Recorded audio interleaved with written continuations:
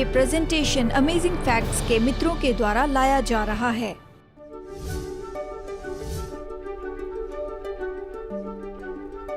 इसलिए हम अंधकार के कामों को त्याग कर ज्योति के हथियार बांध लें। आप शैतान से युद्ध लड़ते हुए घमंड में नहीं जा सकते हैं, क्योंकि अगर आप खुद पर भरोसा करते हैं तो शैतान के हथियार पहने हैं। हम इस बात पर चर्चा कर रहे हैं कि दुनिया में इतनी बुराई क्यों है। और देखिए, युद्ध हुआ था शैतान से, लूसीफर से, जो एक बार अच्छा दूत था। मसीह के साथ युद्ध हुआ और उन बुरे दूतों को हरा दिया गया। और हमारे शुरू के आदम और हव्वा ने परमेश्वर के वचन के बजाय शैतान की बात सुनी, तो फिर ये संसार तो सच में रणभूमि बन गया है भले और बुरे के युद्ध के लिए। और सभी मनुष्य यानी आदम और हव्वा से लेकर हम सामान्य रूप में प्रभावित हुए इस बीमारी से, पाप से। आज के इस भाग 2 में हम खास करके चर्चा करने वाले हैं कि शैतान से कैसे लड़ें। और ये तो ऐसी बात है जो यीशु ने हमसे कही है कि हमें अपेक्षा करनी चाहिए। प्रारंभिक चर्च ने निश्चय ही इस बात को समझ लिया था कि भले और बुरे के बीच युद्ध है और लोगों को शैतान के द्वारा सताया जाता है। मैं विश्वास करता हूँ जब हम उद्धार पाते हैं तो प्रभु हमें स्वतंत्र करते हैं। इसका मतलब ये नहीं कि प्रभु के द्वारा उद्धार पाने के बाद वो शैतान के द्वारा सताए नहीं जा सकते हैं। हम कुछ समय में इस पर भी चर्चा करेंगे। मरियम मगदलिनी से 7 दुष्ट आत्माओं को निकाला गया। इस किताब में अगर पढ़े तो ऐसा लगता है कि ये 7 अलग अलग बार हुआ। प्रभु यीशु मसीह ने बताया कि एक मनुष्य से दुष्ट आत्माएं निकाली गई, लेकिन उसके बाद उसने कुछ भी नहीं किया तो पहले से भी बुरी 7 दुष्ट आत्माएं उसमें आ गई।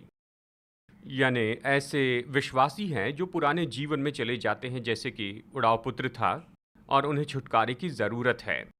और ये ऐसी बात है जो सेवकाई के लिए उपयोगी ना हो, लेकिन हमारे लिए व्यक्तिगत रूप में उपयोगी है। हम शैतान के द्वारा सताए जाते हैं, हमने ये बताया है। सबकी शैतान से परीक्षा होती है, तो कुछ लोग अलग अलग हद तक दुष्ट आत्माओं से ग्रसित होने का अनुभव करते हैं। तो फिर इस आत्मिक युद्ध में हम कैसे जुड़ जाएं? खैर, पौलुस हमें मार्गदर्शन देता है। यह हमारा मेमोरी वर्स है और हम इसे पढ़ते हैं। इफिसियों अध्याय 6 वचन 14 से 18 कहता है, परमेश्वर के सारे हथियार बांध लो कि तुम सब कुछ पूरा करके स्थिर रह सको। सत्य से अपनी कमर कसकर इन हथियारों के 7 भाग है जिसे हम देखेंगे। और धार्मिकता की झिलम पहनकर और पैरों के लिए जूते बताए हैं, और पाँव में मेल के सुसमाचार की तैयारी के जूते पहनकर, और इन सब के साथ विश्वास की ढाल लेकर स्थिर रहो, जिससे तुम दुष्ट के सब जलते हुए तीरों को बुझा सको। और उद्धार का टोप और आत्मा की तलवार जो परमेश्वर का वचन है ले लो। हर समय और हर प्रकार से आत्मा में प्रार्थना और विनती करते रहो, इसलिए जागते रहो कि सब पवित्र लोगों के लिए लगातार विनती किया करो। चलिए, अलग अलग हथियारों के क्या उपयोग है इसके बारे में मैं आपको बताऊंगा, लेकिन इसे आंखों के सामने देखना अच्छा है। हमारे चर्च के एक सदस्य ये इनका उपयोग करना जानते हैं। इनका धातु का काम है और ये यहाँ पर है कि आप इन सीढ़ियों को देख पा रहे हैं। हम नहीं चाहते कि इंश्योरेंस का क्लेम हो। कहिए, ये परमेश्वर के हथियारों को दर्शाते हैं। आपने ये हेलमेट खुद बनाया है? सच में बहुत अच्छा है जी। दिखाइए, आपने खुद ये सब कुछ बनाया है, ये बहुत ही अच्छा है। तो यहाँ आपने ये ढाल बनाई है, यानी इसके पीछे रहना है और शरीर की रक्षा करनी है। फिर हेलमेट है और ये बहुत ही सुंदर मेटल की तलवार है, और ये दुधारी तलवार है जो इन्होंने खुद बनाई है। और फिर इन्होंने झिलम भी बनाई है। आप यहाँ पर ज़रा देखिए, ये चुप सकते इसलिए अंदर से अच्छे कपड़े पहनते हैं। और फिर कहिए, ये सत्य का कमरबंद है, यानी जहाँ पर तलवार लगाई जाती है ये बेल्ट पर होती है। यानी देखिए, बाइबल में हमें जो हथियार बताए गए हैं वो कुछ इसी तरह के हैं। मैं जानता हूँ सारे बच्चे बहुत ही ध्यान से ये संदेश सुनेंगे। क्या आप चल सकते हैं? आपका बहुत बहुत धन्यवाद बॉब। ये सच में बहुत भारी हैं, यानी ये पूरे बॉडी के लिए हथियार नहीं हैं। कहिए, ये मध्यम हथियार हैं। ये भी ऐसे ही थोड़े मध्यम हथियार हैं। जब सारे हथियार पहनते हैं तो 100 पाउंड के आसपास के होते हैं, और वो लोग इसे पहनकर युद्ध में जाते थे। जब मैंने बाइबल में हथियारों के बारे में पढ़ा तो देखा कि इसमें ज़्यादा कुछ भलाई नहीं बताई। दाऊद शाऊल के हथियार पहनना नहीं चाहता था, उसने पहना, लेकिन शाऊल तो सबसे ऊंचे कद का व्यक्ति था। कल्पना कीजिए, दाऊद शाऊल के हथियार पहनता है और नेखोल से मानो देख रहा है। उसने कहा ये काम नहीं करेगा, उसने ये कभी पहने नहीं थे, फिट नहीं हुए, आपको अपने हथियार से काम करना है। वो उसके हथियारों पे भरोसा करके युद्ध में गए, लेकिन देखिए वहाँ थोड़ी क्रैक थी और एक तीर उस दरार में से भीतर आ गया और उसे लग गया और वो लहूलुहान होकर मर गया। तो मनुष्य के बनाए हथियार, हम उसके बारे में चर्चा नहीं कर रहे हैं। इफिसियों अध्याय 6 में जो वचन लिखा गया है ये आत्मिक हथियार हैं। और जैसे हम इसे पढ़ते चले जाएंगे मैं आपको बताऊंगा इसका हमारे जीवन में क्या अर्थ होता है। व्यवहारिक रीति से अगर केवल उपमा के रूप में बात करें और आप उसे नहीं जानते तो कोई लाभ नहीं होगा। बुरी ताकतों से चर्च में और दुनिया में लड़ना तो बिल्कुल वास्तविक बात है। हमें असली जवाब चाहिए। आमीन। दूसरा कुरिन्थियों 10 वचन 3 पौलुस कहता है यद्यपि हम शरीर में चलते फिरते हैं तो भी शरीर के अनुसार नहीं लड़ते। यह आसान होता कि शैतान से हमारा युद्ध बॉक्सिंग मैच जैसे होता, पर ऐसा नहीं। बेसबॉल बैट से उसे नहीं मार सकते, क्योंकि हमारी लड़ाई के हथियार शारीरिक नहीं पर गढ़ों को ढा देने के लिए परमेश्वर के द्वारा सामर्थी हैं। इसलिए हम कल्पनाओं को और हर एक ऊंची बात को जो परमेश्वर की पहचान के विरुद्ध में उठती है खंडन करते हैं। जो परमेश्वर के ज्ञान के विरुद्ध में लड़ते हैं उनसे हम लड़ते हैं और हर एक भावना को कैद करके मसीह का आज्ञाकारी बना देते हैं। आपके विचार मसीह के आज्ञाकारी होने का विरोधी शब्द तो ऐसा होगा कि शैतान आपकी सोच में प्रभाव डालता है। रोमियो 13 वचन 12 पौलुस कहता है रात बहुत बीत गई है और दिन निकलने पर है, इसलिए हम अंधकार के कामों को त्याग कर ज्योति के हथियार बांध लें। तो ये ज्योति के हथियार हैं। परमेश्वर ने चर्च से कहा कि तुम जगत की ज्योति हो और इसके साथ में ये सच्चाई जुड़ी है। और इसके साथ हम पहले उपयोग की बात में चलें तो सत्य का कमरबंद पहली बात है जो पौलुस बताता है। सत्य से अपनी कमर कस लें।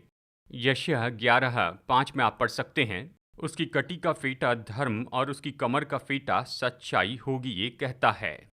अब देखिए बेल्ट बहुत ही महत्वपूर्ण चीज़ थी। वो बड़े और मजबूत होते थे। हमारे लेदर बेल्ट हैं लेकिन वो इससे बहुत बड़े और चौड़े होते थे। और जैसे काउबॉय अपनी गन लटकाते हैं तो वो दुबले पतले बेल्ट नहीं थे, लेकिन उस ज़माने में उस पर तलवार लटकाते थे और कई बार वो उसके साथ में दूसरी चीज़ें भी लटकाते थे। कई बार वो अपने दूसरे हथियार लटकाते, पानी की बोतल लटकाते या दूसरी ज़रूरी चीज़ें सब बेल्ट में लटकाते थे। वो एक ही जगह पर इसे रखता था। बाइबल में हम देखते हैं कि सिपाही अच्छे वस्त्र पहनते थे और जब वो युद्ध में जाते तो अपने कपड़े बेल्ट में बांध देते थे ताकि पैरों में आकर वो लड़खड़ाए नहीं। आप इसके बारे में यहाँ पर उदाहरण पढ़ सकते हैं। पहला राजा 18:46 तब यहोवा की शक्ति एलिया पर ऐसी हुई कि वो कमर बांध कर यानी उसने अपने बेल्ट में लगाए और वो आहाब के आगे आगे दौड़ा यिज्रेल के प्रवेश तक। यानी कपड़े ऐसे लटकाते थे, बेल्ट सब कुछ थामे रहता। हमारे लिए सब कुछ कौन थामे रहता है? सच्चाई। यीशु ने कहा सत्य तुम्हें स्वतंत्र करेगा। यीशु ने कहा मैं ही सत्य हूँ। यानी सत्य तो यही है। ये सारे पॉइंट्स जो हम आपको बता रहे हैं, निश्चय ये सबसे पहली बात होती है। परमेश्वर जिन चीज़ों से नफरत करते हैं उनमें है ये बेईमानी। नीति वचन 6:16 कहता है झूठ बोलने वाली जीभ से नफरत करता है। सत्य को प्रभु प्रसन्न करते वो हमें आज़ाद करता है। दूसरा कुरिन्थियों 6:7 सत्य के वचन से, परमेश्वर की सामर्थ से, धार्मिकता के हथियारों से जो दाहिने बाएं हाथों में है, सत्य का वचन। तो हम शैतान से कैसे लड़ते हैं? वो झूठ का पिता है। हम सत्य से उससे लड़ते हैं। आप जो विश्वास करते हैं उसके लिए आपको जवाब देना होगा। दुनिया में इतनी गलत बातें हैं, अगर आप सत्य बताएंगे तो ये निश्चय उन्हें उससे आज़ाद करेगा। और फिर अगली चीज़ है धार्मिकता की झिलम। यशायाह 59:17 में आप पढ़ सकते हैं उसने धर्म को झिलम के समान पहन लिया। जानते हैं मतलब जब यशायाह ने इसे लिखा यीशु के जन्म के 600 साल पहले, और पौलुस जब परमेश्वर के हथियार के बारे में लिखता है तो जेल में सपना नहीं देखता। पौलुस यशायाह के वचनों को याद करता है। वो पुराने नियम के सिद्धांत बताता है कि परमेश्वर के ये जो हथियार हैं ये परमेश्वर के धार्मिकता के गुण के बारे में बताते हैं। उसने धर्म को झिलम के समान और सिर पर उद्धार का टोप रखा। क्या पौलुस ने ये नहीं कहा? उद्धार का टोप। तो देखिए झिलम जैसे पौलुस ने बताया ये तो सामने में होती है और खासकर इसे पीठ से बांधा जाता है, क्योंकि रोमी लोगों ने पीठ के लिए कोई हथियार नहीं रखे। उन्होंने अपने सिपाहियों से कहा तुम अपने शत्रु की और कभी पीठ नहीं फेरना। ये सामने के लिए ही था और ये शरीर के अंगों की रक्षा करता था। और जब इसे धार्मिकता की झिलम कहा गया तो ये सच में कहता है कि धार्मिकता का जीवन जीना ही आपकी रक्षा करता है। आप मसीह की धार्मिकता को स्वीकार करते हैं। देखिए, मैंने कहा है और बॉब ने जैसे ये हथियार पहनकर हमें दिखाया, उस झीलम के नीचे वो वहाँ पर कपड़ा सिल दिया करते थे, क्योंकि अगर वहाँ पर धूप में हैं, यानी कल्पना कीजिए उतनी धूप में हथियार पहने हुए वहाँ पर वो खड़े हैं।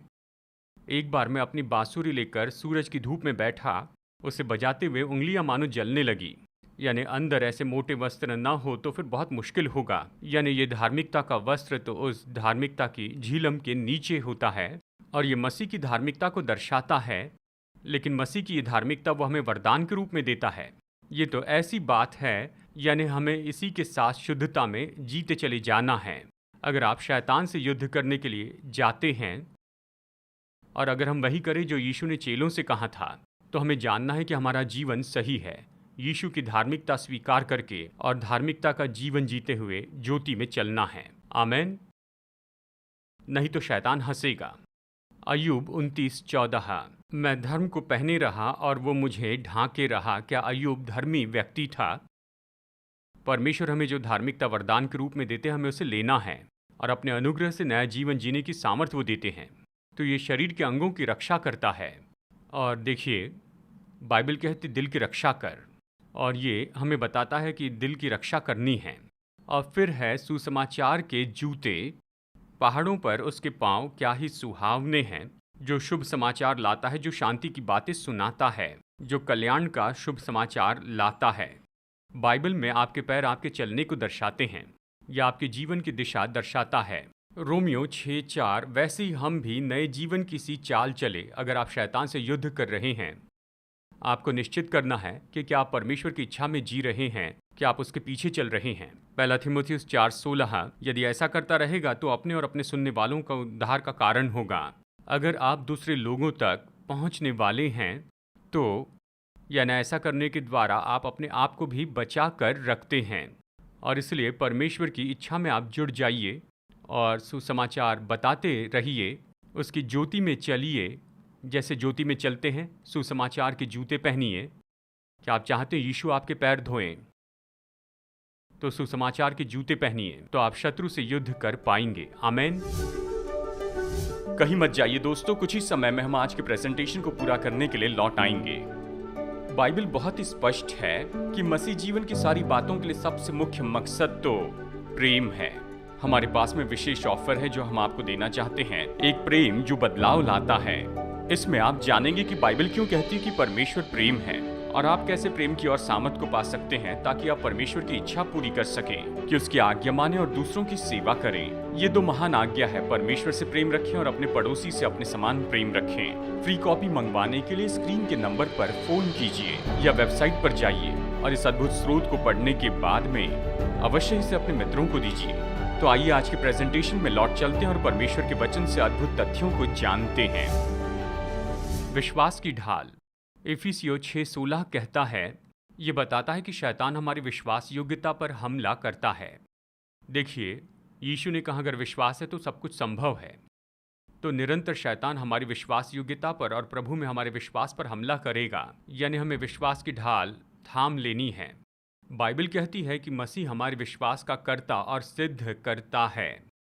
दूसरा पत्रस 1:4, जिनके द्वारा उसने हमें बहुमूल्य और बहुत ही बड़ी प्रतिज्ञाएं दी हैं, ताकि इनके द्वारा तुम उस सड़ाहट से छूटकर जो संसार में बुरी अभिलाषाओं से होती है, ईश्वरीय स्वभाव के सहभागी हो जाओ। मैं सोचता हूँ वो स्पार्टन सिपाही थे, बड़ी ढाल लिए चलते थे। ये तो पीतल की ढाल थी और ये इतनी बड़ी होती थी कि वो इसे ज़मीन में फंसाकर तीरों से बच सकते थे। वो शत्रु के सारे तीरों से बचाती थी। आपने ये कहानी सुनी होगी कि 300 स्पार्टन ने उन्होंने पर्शियन आर्मी को रोक के रखा ऐसे मार्ग पर जब तक कि ग्रीस के होम ट्रूप वहाँ पर ना आ जाएं, ताकि काफ़ी तादाद में वो वहाँ शत्रु से लड़ सके। इतिहास में आपने जाना होगा ये 300 सिपाही डटे रहें, उनसे 15 गुना ज़्यादा सिपाहियों के सामने जो उनसे लड़ने के लिए आए थे, ऐसी 15 गुना बड़ी सेना को उन्होंने मरने के पहले मारा। लेकिन वो पर्शियन की ओर से आने वाले इतने तीरों के सामने खड़े रहे क्योंकि वो ढाल के पीछे थे। शत्रु तो हमेशा आपके ऊपर जलते हुए तीर फेंकेगा, वो संदेह है जो वो भेजता है। हम उनका सामना परमेश्वर की प्रतिज्ञाओं से करते हैं और आप उन परीक्षाओं के तीरों के पास भी जाना नहीं चाहेंगे। ढाल तो हमारे बचाव का क्षेत्र बनाती है आपके और दूसरे हथियारों के बीच में। जब आप देखते हैं कि शत्रु संदेह और डर को फेंक रहा है तो उसे अपने पास आने न दें, ढाल सामने रखें और आप उन परीक्षाओं का मनोरंजन न करें। और ये तो इसे ही दर्शाता है। देखिए, उद्धार के टोप के बारे में वचन 17 में, यानी युद्ध में आप जा सकते हैं, हाथ या पैर गंवा सकते हैं, लेकिन सिर गंवाना नहीं चाहेंगे, क्योंकि तब सब कुछ खत्म हो जाएगा। तो अगर आप सिर को सुरक्षित रखें तो शत्रु कुछ नहीं कर पाएगा। यानी आपकी गर्दन के ऊपर 7 एंट्रेंस हैं। हम यहाँ पर संख्या में देख सकते हैं। बाइबल में बहुत कुछ सिमेट्रिकल है। 2 आंखें, 2 हाथ, 2 पैर, नाक के 2 गड्ढे, 2 कान, पर एक मुंह है। लेकिन यहाँ पर देखिए 7 ऐसे गुप्त एंट्रेंस है आपके प्राण के लिए। आपकी आंखों के सामने क्या आता है इसके लिए सावधान रहें। आपके कानों में क्या आता है इसके लिए सावधान रहिए। आपकी नाक और मुंह में जो आता है उसके लिए सावधान रहिए, क्योंकि ये इस बात पर प्रभाव डालेगा कि आप कौन हैं। जब मैंने उद्धार के टोप के बारे में सोचा तो मेरे मन में सबसे पहले ये चित्र आया कि एक एस्ट्रोनॉट जो स्पेस में गया है उसका हेलमेट बहुत महत्वपूर्ण है। अगर उसमें थोड़ी भी दरार हो तो वो मर जाएगा। यह उसके लिए एक वातावरण निर्माण करता है, क्योंकि वो तो अलग संसार से है और जब वो वहाँ स्पेस में है तो वो अलग वातावरण में है और उसे जीने के लिए ज़रूरी है कि उसके दुनिया के अनुसार वो श्वास ले। हम विश्वासी लोग इस संसार में परदेसी हैं और हमें स्वर्ग के अनुसार श्वास लेना है। हम क्या सोच रहे हैं, हम क्या देख रहे हैं, हम क्या सुन रहे हैं, क्या सूंघते हैं या क्या खाते हैं, यह हम पर प्रभाव डालता है। तो प्राण के रास्ते की आपको सुरक्षा करनी है। ये तो उद्धार का टोप है। साथ ही ये बहुत ही सरल है। ये जानते हो कि आप सुरक्षित हैं, आप राजा की संतान हैं, आपके सिर पर एक मुकुट है, तो आप जो भी करते हैं उस पर प्रभाव डालता है। तो उद्धार का टोप पहनना है और फिर शायद सबसे महत्वपूर्ण उपयोग करना है, जो कि आत्मा की तलवार है। ये तो परमेश्वर का वचन है। यीशु ने शैतान से लड़ते समय क्या उपयोग किया? जब भी शैतान आया तो यीशु ने कहा कि ये लिखा है, ये लिखा है, ये लिखा है। यीशु ने दुष्ट आत्माओं को कैसे निकाला? देखिए, ऐसा हुआ जब प्रभु चर्च में थे, प्रचार कर रहे थे, वचन घोषित कर रहे थे। दुष्ट आत्माएं चीख थी, क्या तू हमें सताने के लिए आया? कैसे सताया गया? सत्य के वचन से। वो उससे नफरत करता है। 3 बार यीशु ने वचन कहे, शैतान के सामने वचन कहे और कहा दूर चले जा शैतान, और शैतान को जाना पड़ा। वचन के कारण शैतान का सामना करो और वो तुम्हारे सामने से भागेगा। कैसे सामना करेंगे? वचन में परमेश्वर की प्रतिज्ञाओं का दावा कीजिए। ये दुधारी तलवार है, दोनों तरफ से वार करती है। यीशु ने कहा मैं शांति लिए नहीं आया पर तलवार लाया हूँ। ये नहीं कि यीशु परेशानी लाने के लिए आए। परमेश्वर का वचन जीवित और प्रबल है और हर एक दोधारी तलवार से चोखा है। प्रकाशित वाक्य में यीशु को बताया गया कि उसके मुंह से तलवार निकल रही है। क्या आपको लगता है स्वर्ग में यीशु के मुंह से तलवार निकल रही है? तो ये क्या दर्शाता है? ये ऐसी तलवार नहीं, लेकिन कैसी तलवार है? दुधारी तलवार। परमेश्वर का वचन यानी नया और पुराना नियम है, और फिर 2 गवाह हैं। 10 आज्ञाएं पत्थर की 2 पटियों पर लिखी गई थी। और देखिए, ये दुधारी तलवार है। परमेश्वर का वचन ही केवल एकमात्र हमला करने वाला हथियार है परमेश्वर के इन सारे हथियारों में। पर ज़्यादातर तो आपकी रक्षा के लिए हैं, जैसे कि टोप और जूते और फिर ढाल और झिलम। लेकिन तलवार ये तो हमला करने के लिए है।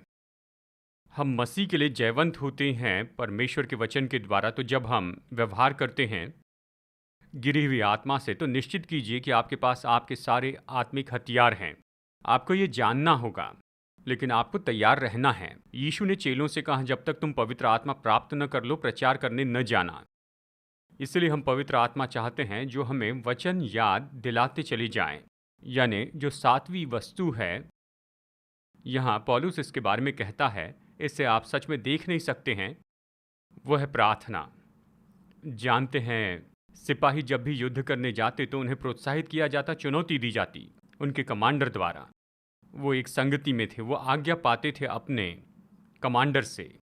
ये कोई भी प्रार्थना नहीं है। पौलुस कहता है कि हर प्रकार की प्रार्थना, इफिसियों 6:18, हर समय हर प्रकार से आत्मा में प्रार्थना करते रहो, इसलिए जागते रहो। सिपाहियों को जागरूक रहना है कि सब पवित्र लोगों के लिए लगातार विनती किया करो। यहाँ पर 4 बार सब सब सब ये शब्द आया है। भजन 86, हे प्रभु मुझ पर अनुग्रह कर, क्योंकि मैं तुझी को लगातार पुकारता रहता हूँ। दूसरा थिस्सलुनीकियों 1:11, इसीलिए हम सदा तुम्हारे लिए प्रार्थना भी करते हैं। लूका 21:36, यीशु ने कहा इसलिए जागते रहो और हर समय प्रार्थना करते रहो कि तुम इन सब आने वाली घटनाओं से बचने और मनुष्य के पुत्र के सामने खड़े होने के योग्य बनो। तो देखिए, सारी प्रार्थना है यहाँ पर बताई गई है। इस पहले सेक्शन में मैंने हथियारों के बारे में बताया। मैं कहता हूँ अगर जैसे यीशु ने कहा वैसे बनना है तो संसार में बुराई से सामना करना होगा। आप बुरी आत्माओं का सामना करेंगे। देखिए, ज़रूरी नहीं कि ये ऐसा होगा कि कोई आपको बिल्कुल अलग आवाज़ में या किसी तरह विचित्र आवाज़ में आपको बुलाए। अक्सर ये इस तरह से नहीं होता है। पूरे जीवन में शायद आप ऐसा कुछ भी न देख पाएं। तो इसका मतलब ये नहीं कि अशुद्ध आत्माएं, दुष्ट आत्माएं परेशान करती हैं। बाइबल कहती है कि वो आत्माएं हमें सताती हैं बुराई से। यीशु ने बहुत स्पष्ट कहा है, वो हमें अपनी आत्मा देते हैं ताकि हम शैतान से लड़ सके। तो हम व्यवहारिक रूप में उससे कैसे लड़ सकते हैं? सबसे पहले अपना दिल तैयार कीजिए। इस पर हमने चर्चा कर ली है। अपने हथियार पहनने द्वारा आप घमंड के साथ युद्ध में नहीं जा सकते हैं। अगर आप खुद पर भरोसा कर रहे हैं तो शैतान का हथियार पहने हैं। शैतान घमंडी है। आपको नम्रता की आत्मा के साथ में जाना है। कहीं ऐसा न हो कि आपकी भी परीक्षा की जाए। बाइबल क्या कहती है? गलातियों 6:1 और इफिसियों 4:2, सारी दीनता और नम्रता सहित धीरज धर कर हम में नम्र रवैया हो। प्रार्थना ये उत्तर है, तो दिल को तैयार करना है, प्रार्थना करना है, वचन बोलते जाएं। हमने देखा कि शैतान से यीशु ने कैसे निपटा जब आप उससे व्यवहार करते हैं। देखिए, वचन कहने का मतलब ये नहीं कि बस आप वहाँ पर बस केवल कुछ वचन बोलते चले जाएं, लेकिन वचन का उपयोग करना है। ध्यान दें, जब शैतान के सामने यीशु ने वचन कहे, उसने उस परीक्षा में उपयोगी वचन वहाँ पर कहे थे, क्योंकि वचन का सही उपयोग ऐसी बात है जिससे शैतान नफरत करता है। क्योंकि शैतान भी वचन बता सकता है, लेकिन वो उसे मरोड़ देता है लोगों के नाश के लिए। आधुनिक शब्दों में कहा जाए, जब आप लोगों को परमेश्वर का वचन बताते हैं तो शैतान परेशान होता है। जैसे हम बाइबल स्टडी करवाते हैं तो आप ये नहीं पाएंगे कि कोई व्यक्ति अचानक चीखने और चिल्लाने लग गया है। लेकिन अगर आप किसी व्यक्ति के घर में हैं और आप वचन बता रहे हैं तो आप उस व्यक्ति की आंखों में देखकर कह सकते हैं, ओह वाह, मैं इसे पहले कभी नहीं समझा। यानी अचानक वो बदल जाते हैं, सब कुछ होता है, अचानक ये सब कुछ होने लगता है। शायद आप न जाने, लेकिन उनके साथ में अध्ययन करते हुए वहाँ उस दुष्ट आत्मा को निकालिए। जब मैं वचन कहने के बारे में कह रहा हूँ तो ये नहीं कि उस व्यक्ति पर वचन जोर से चिल्लाएं और वो चिल्लाएंगे दुष्ट आत्मा निकलेगी। ज़्यादातर समय ऐसा होता है कि लोगों में से बुरी आत्मा निकलती है। जैसे हम उन्हें सुसमाचार बताते हैं, वचन का अध्ययन करते हैं, तो जैसे हम आगे बढ़ते हैं और मसीह के बारे में बताते हैं तो साथ में वचन ले जाते हैं। ये वो तलवार है, ये तो आत्मा की तलवार है, परमेश्वर का वचन। आमीन। और विश्वास करें, जैसे आप अपने हृदय को तैयार कर रहे हैं, वचन कह रहे हैं, उपवास और प्रार्थना कर रहे हैं, विश्वास करें प्रभु उसकी जिंदगी में काम करेंगे। यीशु ने मरकुस 9 में कहा, यदि तू विश्वास करे तो तेरे लिए सब संभव है। मार्टिन लूथर ने कहा, हमारे गीत और हमारा गाना शैतान को परेशान करता है, लेकिन हमारी जिज्ञासा, अधीरता और हमारा रोना और चिल्लाना और मुझ पर हाय कहना, इससे वो प्रसन्न होता है, उससे वो खुश होता है और वो हमें सताने से प्रसन्न होता है। और खास करके जब हम अंगीकार करते हैं, प्रार्थना करते हैं, हम विश्वासी है कहते हैं और शिकायत करते हैं, तो हम इन प्रतिज्ञाओं पर विश्वास नहीं करते हैं। सुसमाचार प्रचार करना है, शैतान इससे दुखी होता है। परमेश्वर ने जो कहा उसे हमें करते चले जाना है। फिर बात है यीशु का नाम व्यर्थ में लेना, यानी जो भी करते उसमें यीशु का नाम लेते हैं। प्रेरितों के काम 16:18 ये कहता है, परंतु पौलुस दुखी हुआ और मुड़कर उस आत्मा से कहा, मैं तुझे यीशु के नाम में आज्ञा देता हूँ कि उसमें से निकल जा। और वो उसी घड़ी निकल गई। ये लड़की दुष्ट आत्मा से ग्रसित थी। और फिर देखिए, मसीह यीशु ने यहाँ पर कहा है, मरकुस 16:17 में विश्वास करने वालों में शायद ये चिन्ह होंगे, नहीं, विश्वास करने वालों में ये चिन्ह होंगे, वे मेरे नाम से दुष्ट आत्माओं को निकालेंगे। हमें डरने की जरूरत नहीं। पता ये कैसे अंत होता है कि शैतान वो तो कांपता है, उसे अनंतकाल के जंजीरों में वहां पर न्याय के दिन के लिए बांध कर रखा है। वो जानते हैं उनके दिन गिने हुए हैं और फिर मसीह घोषित करेंगे, जो खोए हुए उनसे कहेगा कि तुम दूर हो जाओ, अनंतकाल की आग में चले जाओ जो शैतान के लिए बनी है और उसके दूतों के लिए। शैतान जानता है कि वो भस्म किया जाएगा, वो आग जो संसार को नाश करेगी और इस पृथ्वी को शुद्ध करेगी एक ही समय। तो हमें डरने की जरूरत नहीं।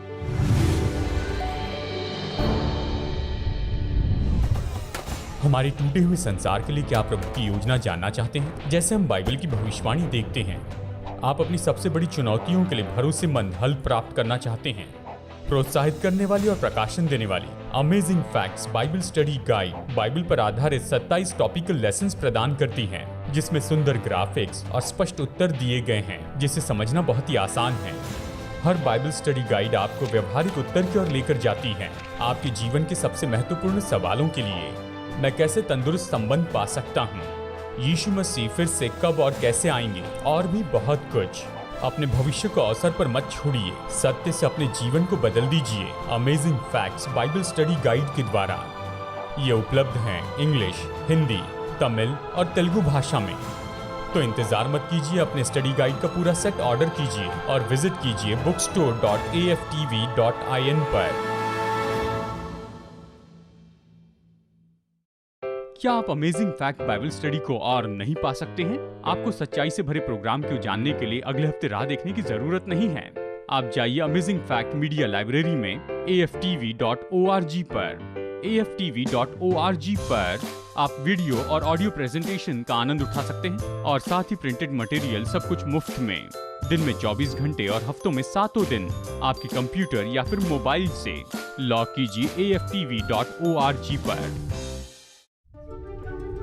50 साल से भी ज्यादा समय से अमेजिंग फैक्ट्स बाइबल की सच्चाई को पूरे संसार में बता रहे हैं। यीशु की आज्ञा है कि हम प्रचार करें, हर देश में, हर जाति में, हर भाषा में प्रचार करें। आपकी प्रार्थना और सहायता के लिए धन्यवाद।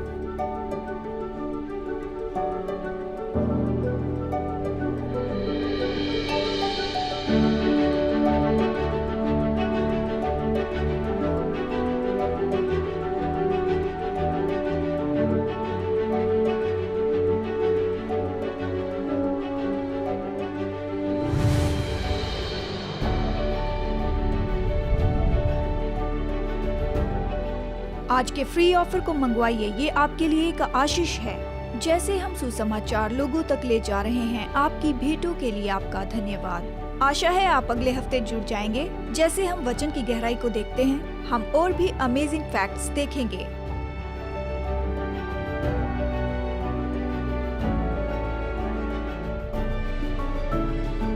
ये प्रेजेंटेशन अमेजिंग फैक्ट्स के मित्रों के द्वारा लाया गया।